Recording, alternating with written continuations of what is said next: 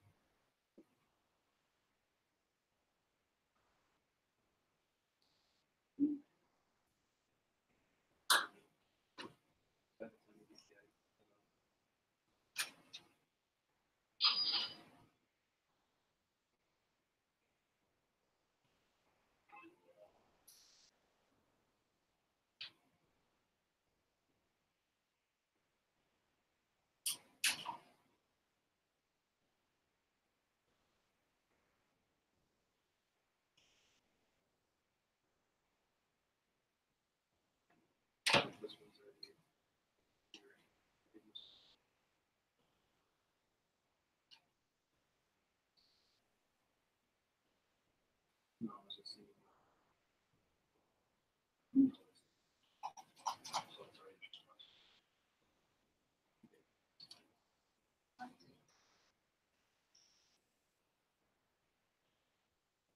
A lot for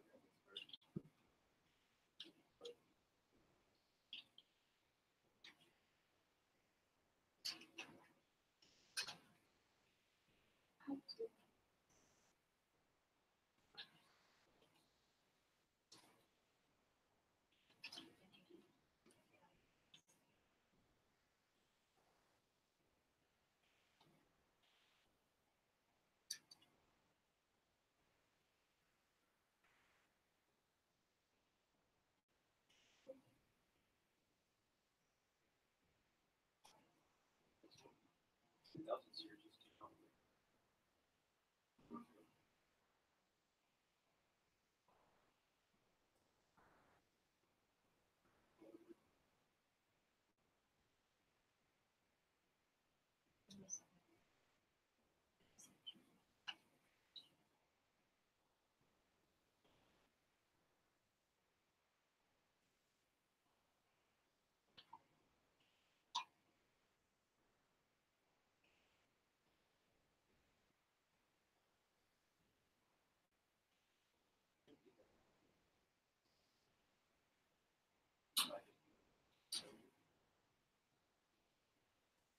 Not looking for you.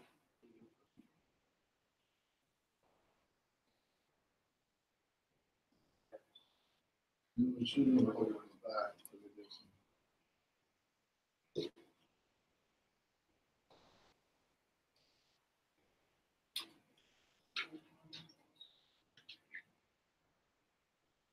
I don't know. They shouldn't be, but sometimes.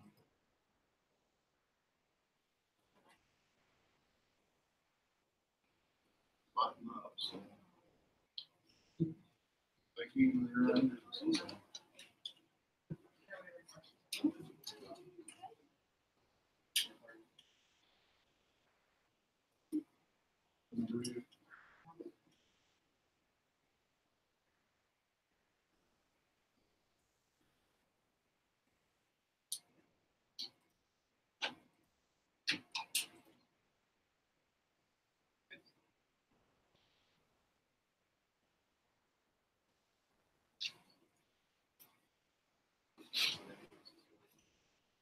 Well, good evening, everyone. Evening. Do not have the check-in thing. I'm updating the app, so no check-in tonight. I'm a little under the weather, so won't be keeping you. Be very brief tonight.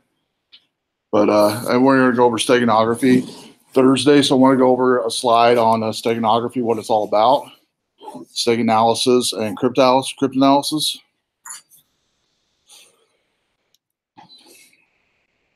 So we'll go over what steganography is, some history, how it's used today, some tools that use steganography, steganalysis, what it is, types of analysis, identification of steganographical files, steganalysis, meet cryptanalysis, password guessing, cracking steganography programs, some of the future in steganography, and we'll talk more Thursday after our lab about future and other tools. So it comes from the Greek word steganosis, meaning covered. It actually means the art of hidden writing. And so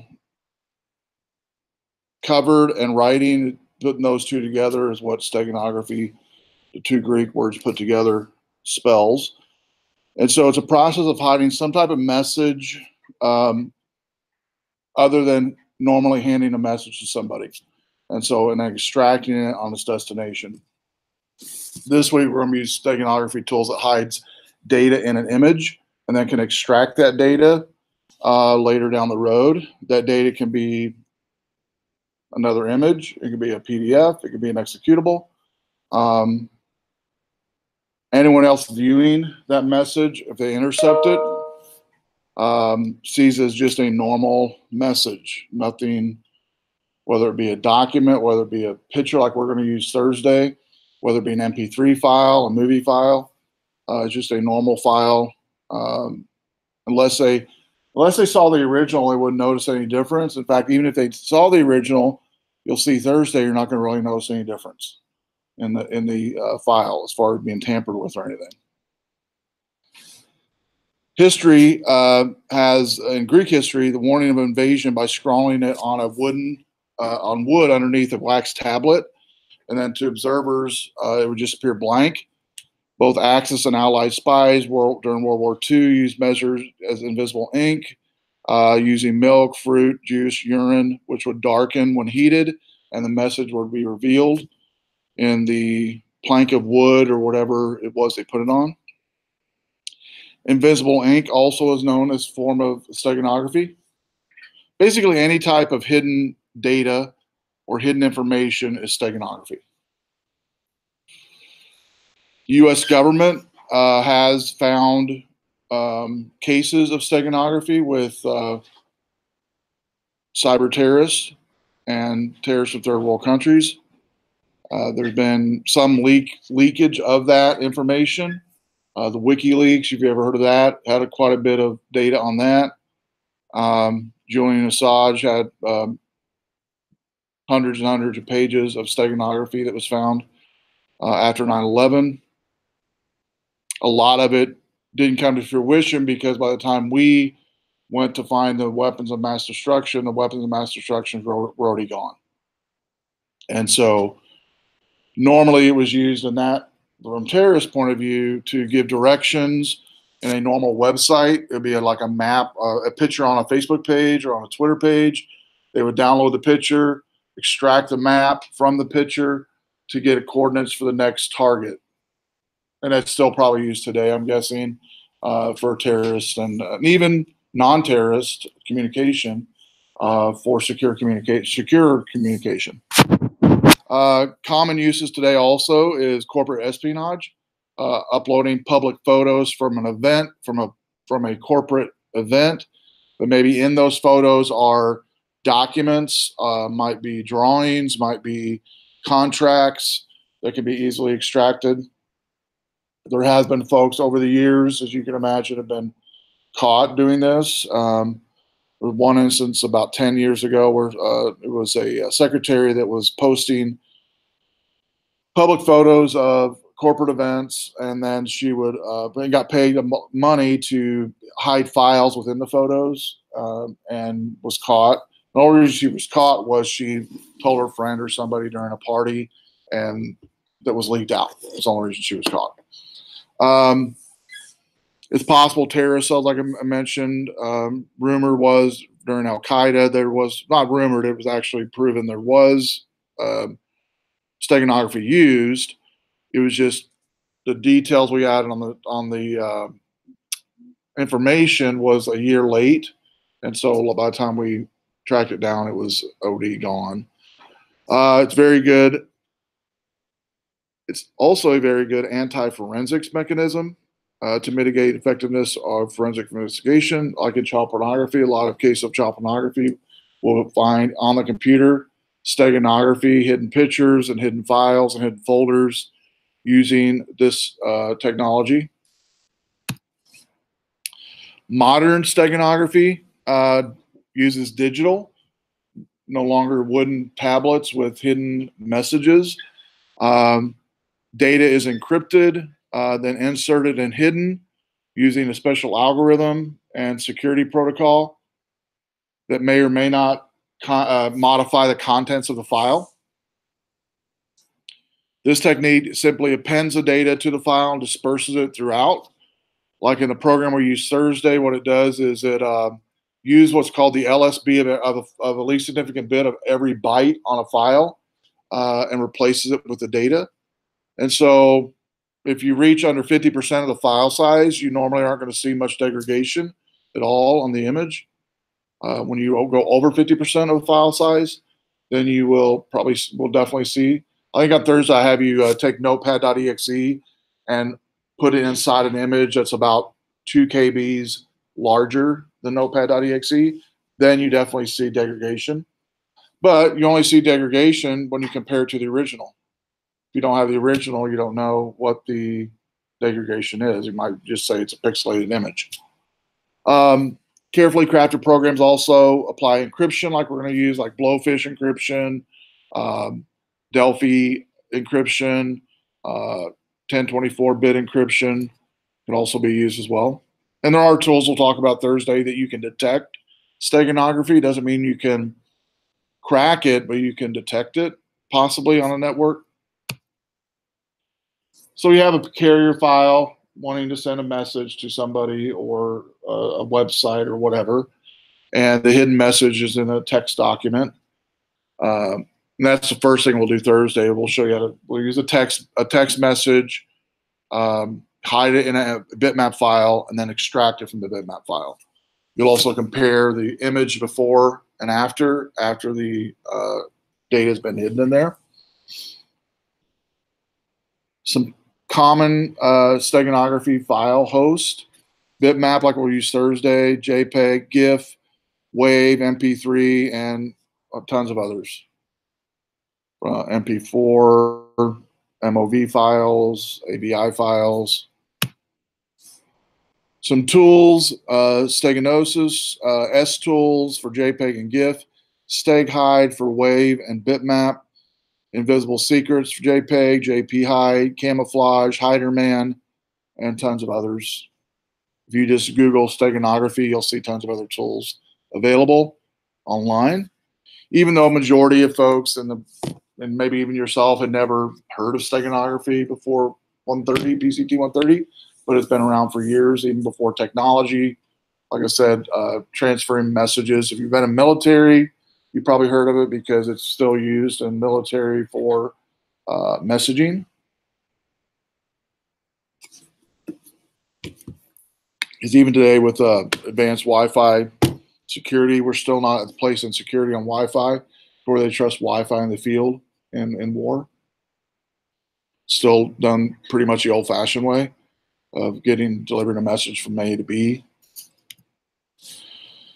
Popular sites, couple educators definitely are into it. Topology.org, and I'll be posting this presentation, by the way, in this week. It's not in there. I will post it in there. So identifying steganography is the next thing we're going to talk about, steganalysis. So on this one, you basically identify the existence of the message.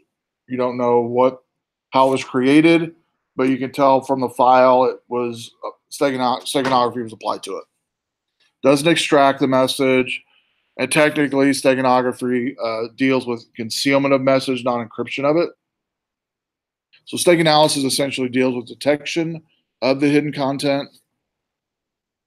So what it does is it identifies the existence of the hidden message in the file, and perhaps we could identify the tools during that process that was created to hide it, but sometimes we can't. Some programs will actually put in the header file of an image or a document the program name that was used. Sometimes you can find that. If you identify the tool, perhaps you can also use that tool to extract the message, but you'd have to know the password. You'd have to know the encryption that was used to decrypt it. Not saying it can't occur, but it's pretty hard to do.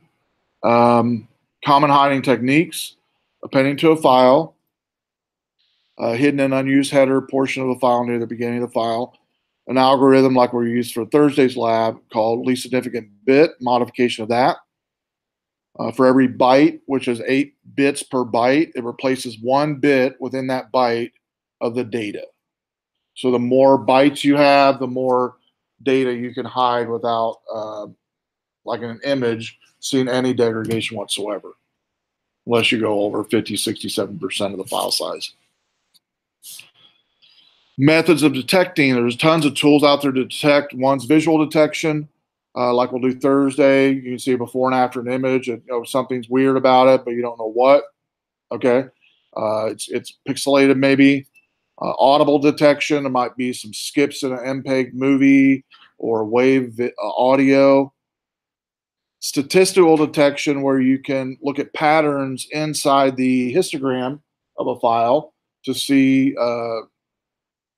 some anomalies on before and after on a file. And then normal structural detections that we'll look at Thursday: file size, date-time differences, modifications of content, and the checksum could be different. Categories of methods of detection: anomaly, like histogram analysis, change in file properties, statistical attack, visually it looks different or sounds different, audibly, and then the signature could be changed as well. The goal of stake analysis is just accuracy to determine at a certain percentage this file could or could not be had steganography applied to it. Consistency and minimizing false positives. So like in this picture here, by looking at these two images on the overhead at your distance, and even at my distance, close proximity, you really can't visually see with your eye any difference. And if I was to tell you there's a file hidden on the left one and not on the right one, you still would know. Now, even if I blew this image up even more, you're still not going to be able to detect anything from where you're sitting, or even where I'm sitting. I'm not going to be able to see anything. No difference whatsoever.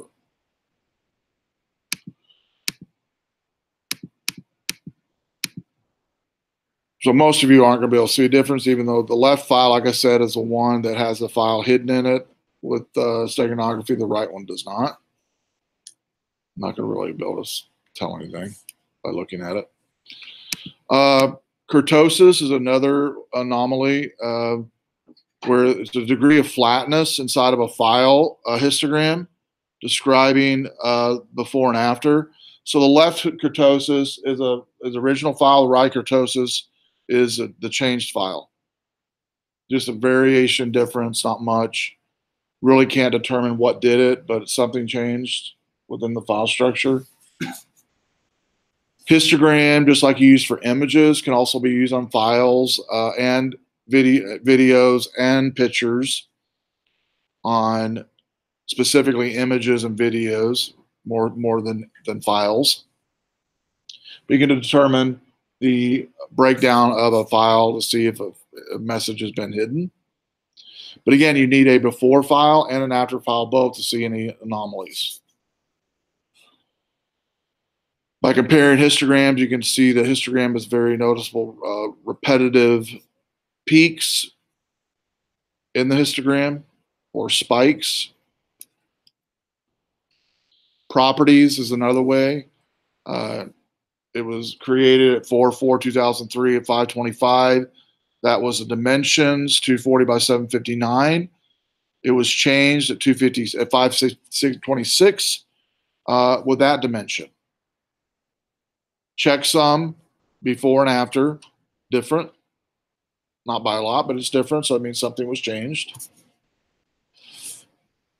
Signatures can also detect or give you a benchmark for detection. Hexadecimal signature, file extension signature, ASCII code signature. And there's a website that goes over all the thousands of signatures that can be looked at. If you copy the original or the version file, it can also be compared to the modified file as well to determine if a change has been made. Many tools can also be used to view and compare the contents of the hidden file. You can use Notepad to a hex editor to look at idiosyncrasy differences and inconsistencies. And then reviewing multiple files over a period of time can also detect sometimes if it's at a pattern of steganography being used. So analysis tool WinHex is a popular analysis tool. It allows conversion between ASCII and hexadecimal, allows comparison of files. So you could point it to a network folder, looking at backups of the day before, comparing to present day files to determine if changes have been made. Normally in steganography, the images or files that are changed are more than one in a folder, and so that kind of helps on detecting. So there'll be some file marker capabilities that will determine like file size change, file date, all of them change at this time frame at midnight to 1 in the morning in a folder. The size changed a little bit, the dimensions changed a little bit.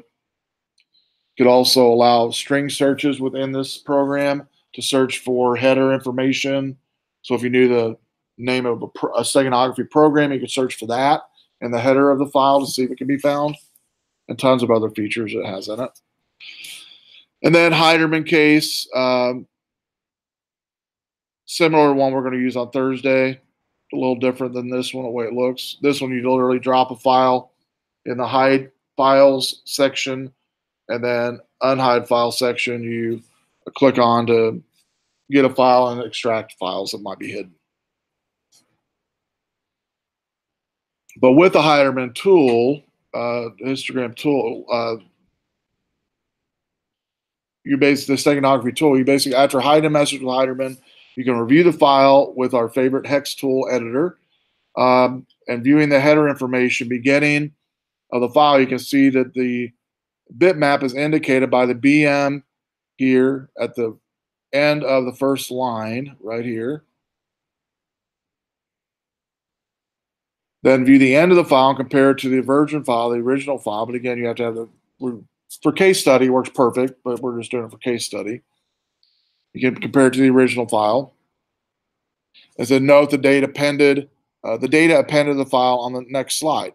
So here's some data and highlighted in black, the data that was hidden or hidden or added to that file with this Heiderman program. Last three characters, CDN, could be the what's written with Heiderman whenever the file is created. And every file that was using Heiderman had that CDN text added to the end of the file. Steg Spy is another one. It's a signature identification program, searches for Stego signatures, determines a program used to hide the message, identifies 13 popular steganography programs, and the location of the hidden message. Like in this example, it scanned a network and it popped up and said to a file, it says Heiderman has been detected.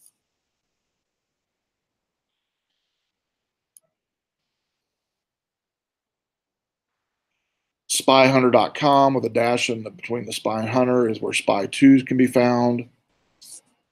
Identifying a signature, again, determining programs like JP Hide, Heiderman, the one we're going to use on Thursday, Visible Secrets. So identifying a signature, how is it handy? We'll talk about that. No original file to compare it to. Searching for signature pattern to compare it to in the presence of a hidden message. And the signature reveals a program used to hide the message. The signature should be like a few slides back where it added that CDN to the end of the file. appended to the end of the file. Cryptanalysis. Now we're going to the next portion of it. Most all your steganography tools that apply steganography to files have cryptanalysis or encryption attached to it. So cryptanalysis is part of the tool. So by determining not only steganography to find out if a file has it applied, you also need to determine what kind of encryption was applied. And cryptography provides a means to encrypt a message or decrypt a message and how that message is revealed. So steganalysis meets cryptanalysis. Knowing the steganography program is great and wonderful, but if you don't know the encryption that was used, like say 1024-bit or whatever encryption might have been used during that, data hiding, it's going to be hard to crack and they're impossible to crack. So identifying and cracking the algorithm, unfortunately, some of these programs use very strong encryption, much higher now than 128-bit. There's actually ones using 1024-bit encryption today. You know, some of those will take, you know, thousands of years to decrypt the file and decrypt the password. Even if you knew the password, if you don't know the decryption tool used that it was encrypted with, it doesn't matter what password you have. Revealing or cracking the password seed or key could be another one. Practically all steganography programs use a password to hide the message, like the one we're going to be using, hide message on Thursday. So you choose, when you hide a file, you choose the type of encryption to hide it and a password, both. So it's two-factor and security with hiding the information, both hiding it and revealing it. Cryptanalysis identifies the program used to hide a message, location of the program's signature in the file, the location of the password in the file, identifies location of the hidden message possibly in the file, and the algorithm that was used. Password guessing, stegananalysis. You can do things like dictionary attacks where it tries every known word in a dictionary. Steg break is one. Website is outguess.org. Created a program called JSteg. Can now be found also on the Knoppix CD and linuxforensics.com. And then brute force, just reverse engineering a program to find out what encryption was used, what algorithm was used. And then other algorithms that are commonly used in steganography could be XOR, DES, 3DES, IDEA, and AES type of encryption. Another case study for the program called camouflage, determining the password used with camouflage. The location of the password was determined by using a multi-hex program, which allows a search for hexadecimal strings. This string was found, 76F009F6. The password in ASCII code, a hex to ASCII, is known to be test, which is that numerically in hex. BDH tool uses XOR to reveal a key, whether it be an 8-bit, and it's an older program, as you can see, 8-bit, but not been around for years. But it has basically, click on 8-bit A, 8-bit B. It basically chooses the octet of each bit in a byte to determine the password.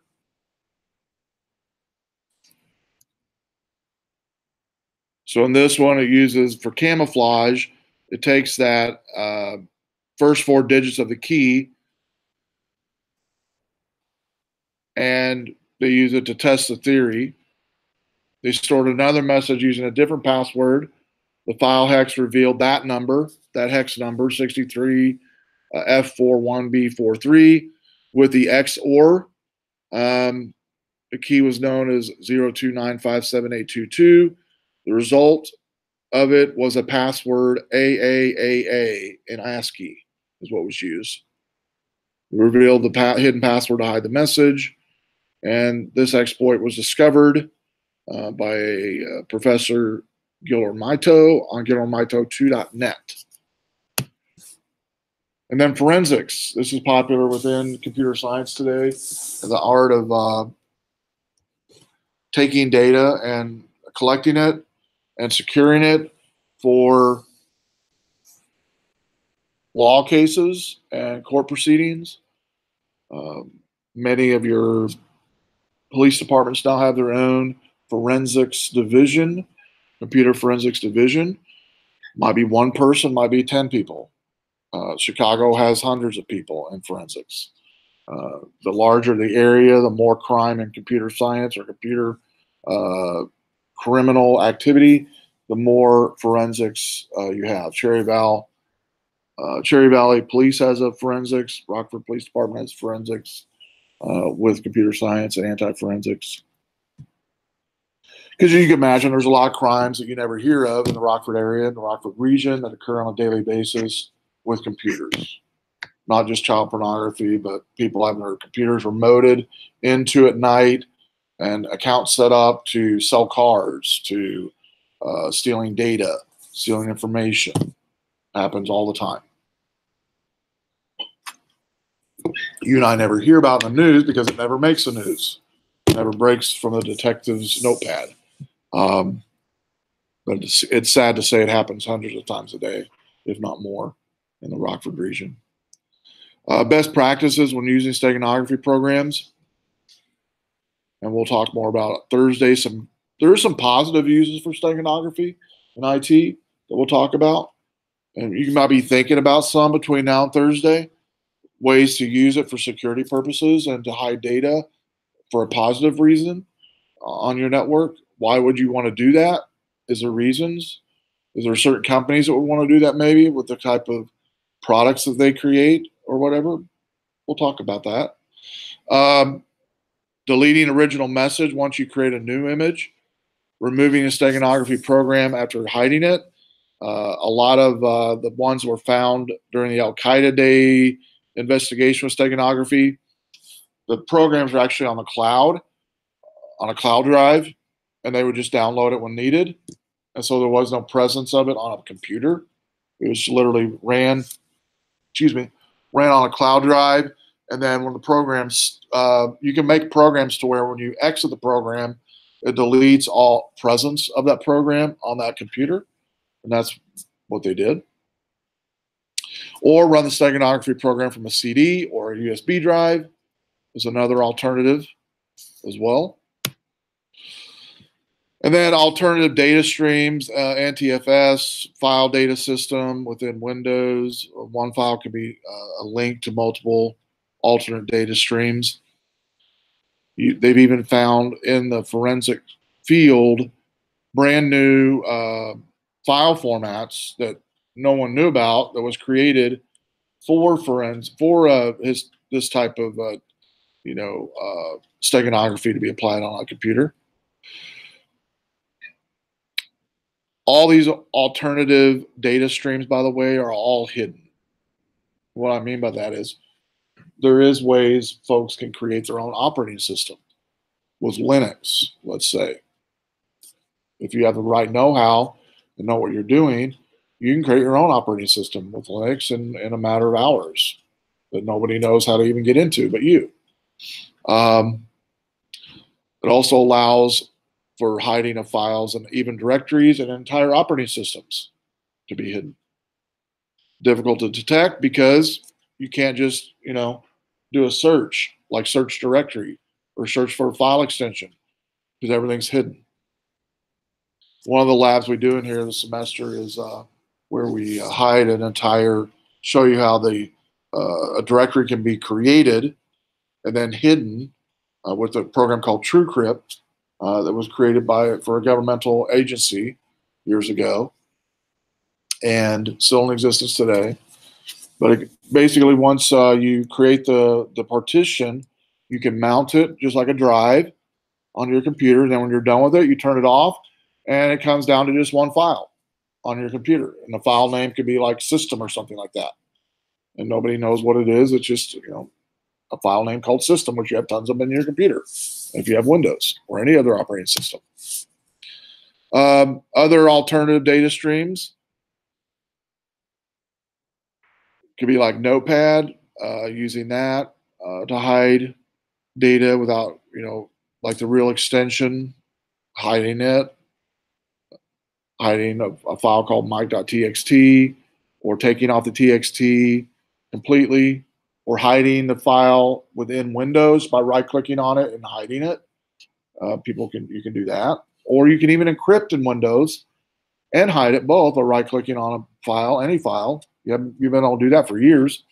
When you encrypt a file on Windows, it turns the file green when you encrypt it, and then only that user on that computer can decrypt it while they're logged in as that user. That's been in Windows embedded for a number of years, but not many people use it, but it is there. And then antivirus, anti-Trojan test. Does your scanner pass a test? It's a small utility called MakeStream. It can be used to move a virus or Trojan to a hidden alternate data stream and attach it to an innocent text file. For an example, you could run the command like make strm.exe to an executable.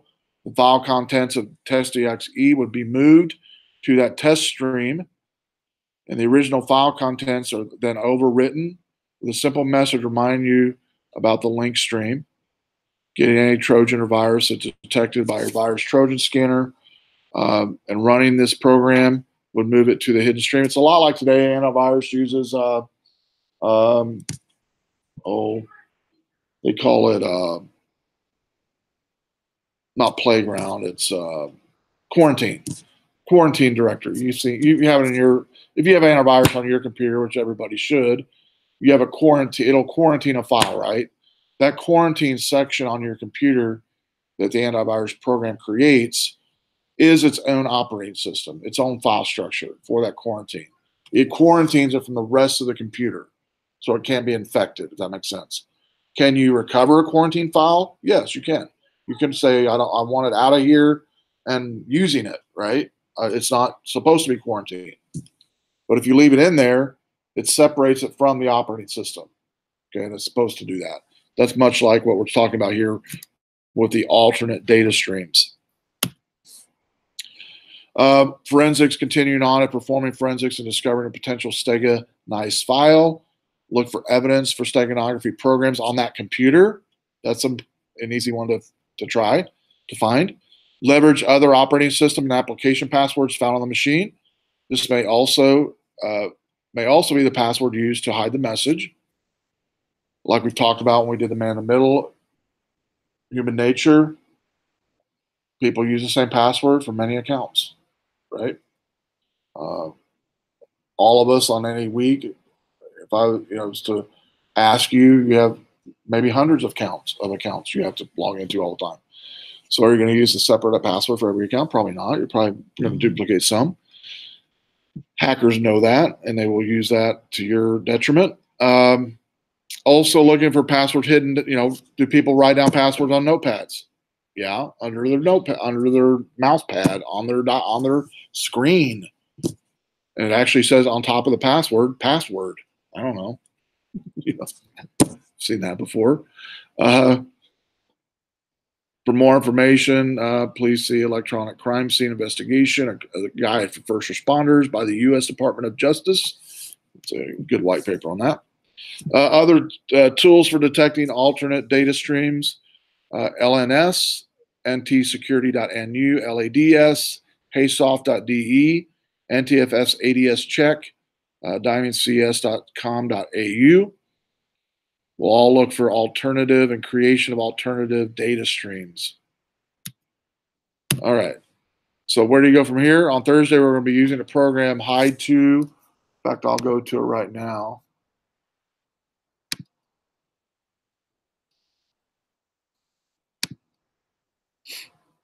Steganography Lab. Then we'll be downloading a zip file. We'll go over this one real quick.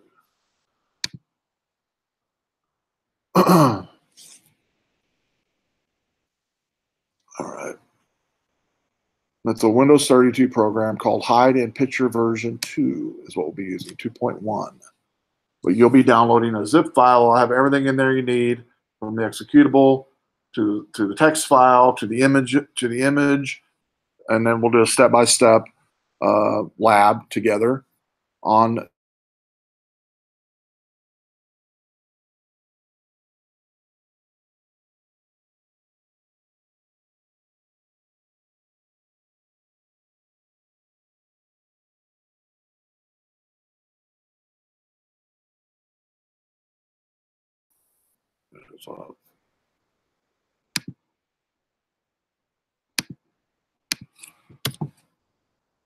Everybody's hitting it once, probably. Anyway, it's about that high, about an inch high.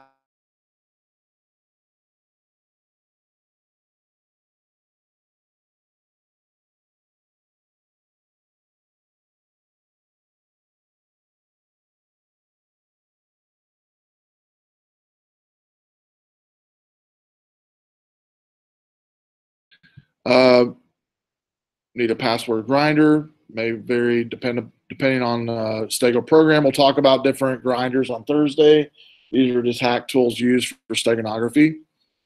Statistical analysis has also been performed on all the tools, the popular steganography tools that are out there. We'll be using the LSB, the least significant bit, for our steganography tools. So the LSB tools would maybe possibly find that file's been created with steganography.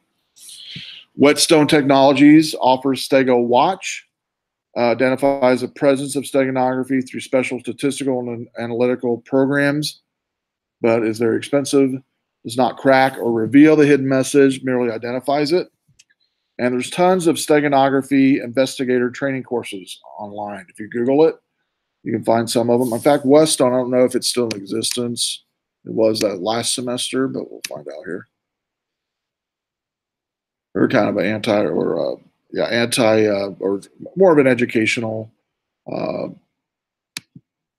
entity for folks. They used to be able to get certifications as well.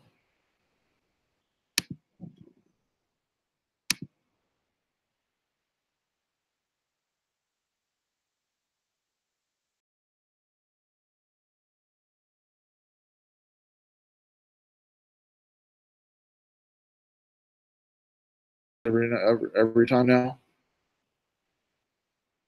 And the only reason I'm moving it to is the RBC one was dirt slow. If it's going to work or not, we'll find out. There it is. Let's see here. They got Gargoyle Investigator MP, Stego Hunt, Stego Command. Let's see this one here.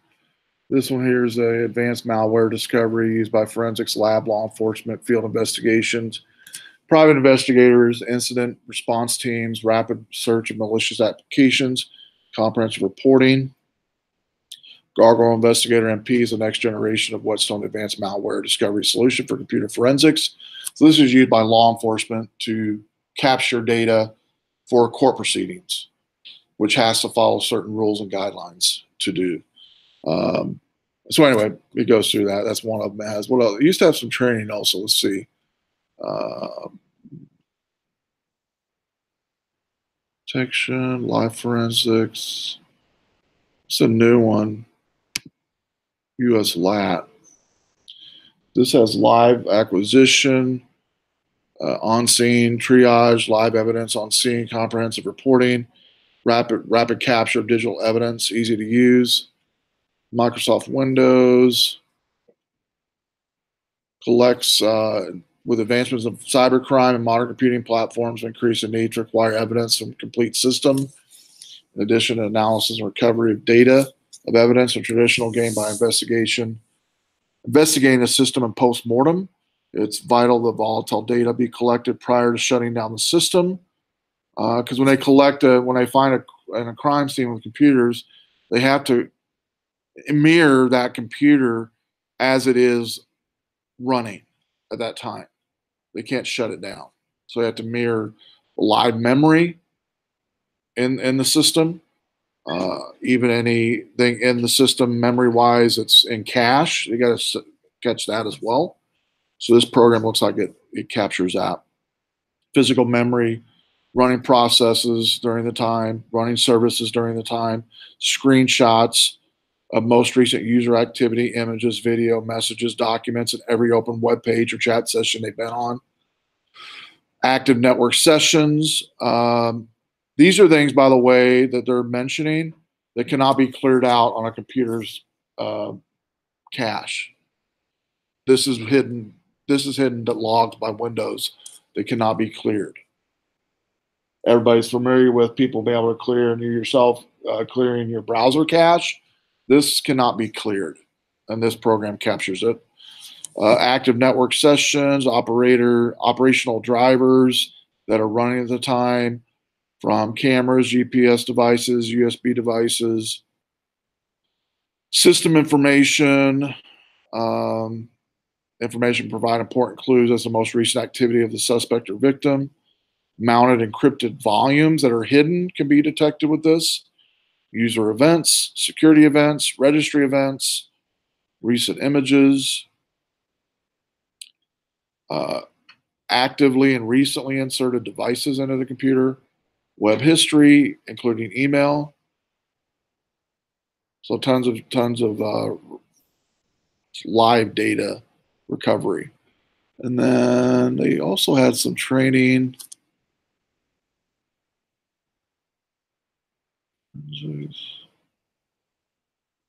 Looks like they have a deal with McAfee now.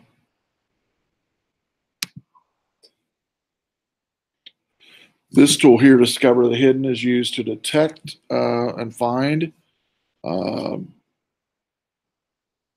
files that have had steganography applied to it.